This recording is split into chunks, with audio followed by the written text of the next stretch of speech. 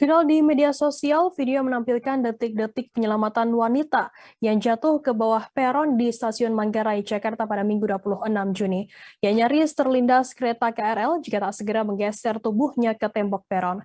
Petugas lantas mengevakuasi korban selesai terjatuh.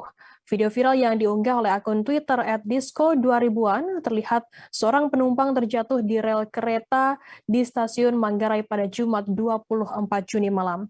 Diduga perempuan tersebut hendak turun dari KRL namun kemudian terjatuh ke peron rel kereta. Video tersebut direkam oleh seorang penumpang kereta yang berada di seberang peron. Perempuan yang jatuh tersebut kemudian diangkat dan dinaikkan ke tempat yang lebih aman. Akibat peristiwa tersebut, warganet pun terkejut dan memberikan masukan pada PT KAI.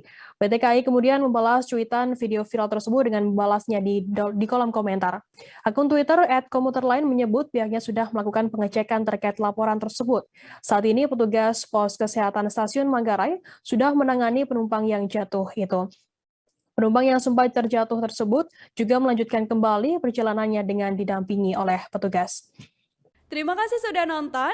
Jangan lupa like, subscribe, dan share ya.